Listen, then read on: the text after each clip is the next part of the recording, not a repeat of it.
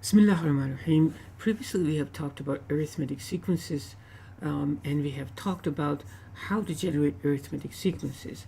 And we talked about two rules. The first rule was a recursive rule. Okay, the first rule was called the recursive rule. In other words, the rule that falls back, where a sub n was defined in terms of the term before a sub n minus 1.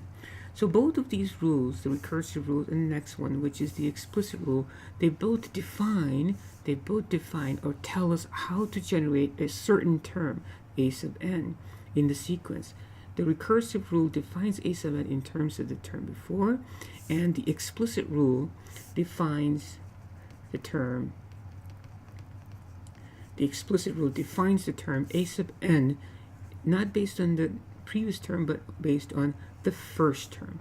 So the recursive rule defines a sub n in terms of the term before plus d, and you just add the d to it. And explicit rule defines a sub n in terms of the first term and how many times the d is multiplied. So we've talked about this before, and I hope that you're reasonably comfortable with this. Now we have a question in front of us. Now the question is as follows. The question says, what is the sum? This is interesting. What is the sum of the first 5 terms of an arithmetic sequence? Okay. What's the sum of the first 5 terms of an arithmetic sequence whose first term is 4? In other words, a1 is 4. This is the given information. And the common difference is 3. And the common difference is 3. And d is 3. So we're asked to find the sum of the first 5 terms. To do that, we can just generate the first 5 terms. So a sub 1 is 4. A sub 2 is just going to be 4 plus 3, because that's the common difference. Okay, and then a sub 3 is going to be 10. A sub 4 is going to be 13. And a sub 5 is going to be 16. Again, I just have added 3 to the previous term to get to the next term. That's why it's called the common difference. Okay, and then just to find the sum, I'm going to call that sum the sum, okay, of the first 5 terms. Okay, the sum with the capital S. It's just going to be 4 plus 7 plus 10 plus 13 plus 16. And this is going to be 16 plus 4 is 20. That's 30.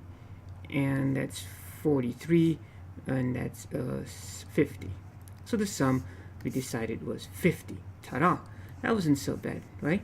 So the sum of the first 5 terms is 50. But now, what if we were asked to find the sum of the first 50 terms? How would you do that? How would you find the sum of the first 50 terms? Well, then what you got to do is you got to go and say, okay, I know the formula for finding the sum of the first 50 terms. Finding this formula is a certain number of terms for an arithmetic sequence, and the formula is handy dandy. The formula is like this. Okay, the sum of an arithmetic sequence, okay, is going to equal to a sub 1, the first term, plus a sub n, okay, multiplied by n divided by 2, the number of terms. In this case, if we wanted to find the sum of the first 50 terms, we're going to have to first find a sub 1, that's given, then find a sub 50, first 50 terms, and n is going to be 50. And then we're going to plug all of that in and find the sum of the first 50 terms. So let's just do it. So we're going to find the sum of the first 50 terms over here. So I'm going to rewrite the formula here for us. The sum of a certain number of arithmetic sequence terms is going to be equal to the first term plus the last term divided by 2 times n. First term and last term divided by 2. If you can think of it as like the average, the first and last term times n. First term and last term divided by 2 times n. Okay, now next time we'll derive this formula, but for now we're just going to use this. Okay, so for us to do this again, we have to find a sub 1. That's given to us. A sub 1 is 4. Now the a sub 50 is going to be from our explicit rule. It's going to be 4 plus 49, which is n minus 1, times the common difference is 3. All right. And you can check my work, and this is a sub 50 is going to be 151. So we did this. So we found a sub 50. So to find the sum then, so we just need to take the first term, which is 4, and then add it to the last term, which is 151.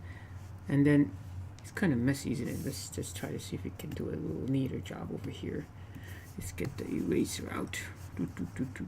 Some of the first 50 terms over here. I'm trying to do it all in one place. Okie dokie.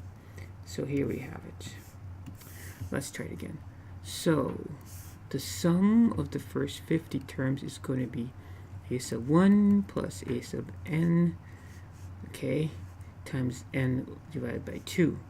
So that's going to be 4 plus 151 times 50 divided by 2. So that's 155 times 50 divided by 2, okay?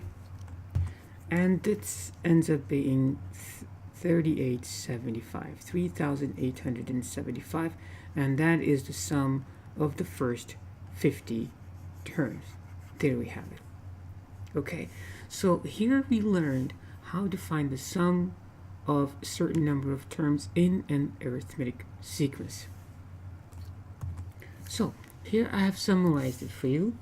Okay, for arithmetic sequences, this is the recursive rule, this is the explicit rule, and now we have learned the sum of arithmetic sequences. This is the formula for sum of arithmetic sequences for n terms. Sum a here being for arithmetic sequences, a sub 1 plus a sub n times n divided by 2. So before we finish, I'd like to do one more example. Okay, so here it is. Let's read it. It says, what is the sum of the first 400 terms of the first 400 terms of an arithmetic sequence whose first term is negative 20? That is, a sub 1 is negative 20, and the common difference is 6. Here we're told the common difference is 6.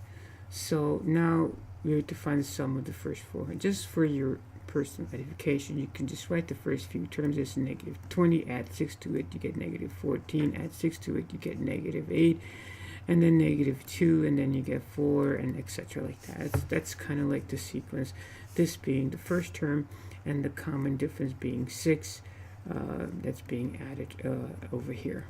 Okay, so that's kind of how the sequence looks. Now we're asked to find the sum of the first 400. You kept going like that until you get to the 400 term, and then you add them all up. That's what we would want. But then to do that, obviously we're not going to do this. We're going to use our formula. So in order to do that, however, we have to find first the a sub n, the n being in this case 400, and it's going to be equal to 400. So we have to find the 400th term. The 400th term, with the explicit formula, is going to equal to the first term, which is negative 20, plus 399, which is n minus 1, times the common difference, which is 6. Okay, so let me do this. And 2374, that's what I get. And hopefully I copied that correctly. The 400th term is 2374. And now we just kind of plug everything into our formula. So the sum of the first 400 terms is going to equal to the first term, which is negative 20, plus the last term, which is 2374, okay, times the number of terms, which is 400, and all of that divided by 2. Okay, so when you calculate this out, you get this 470,800. That is the sum, assuming I didn't goof up the math, of the first 400 terms of this sequence. So this is very important and pretty reasonably easy to do. Next time, as I said, inshallah, we'll derive this formula for the first for the sum of a sequence or a series. Until then, assalatu wassalamu ala rasulillah. Assalamu alaikum.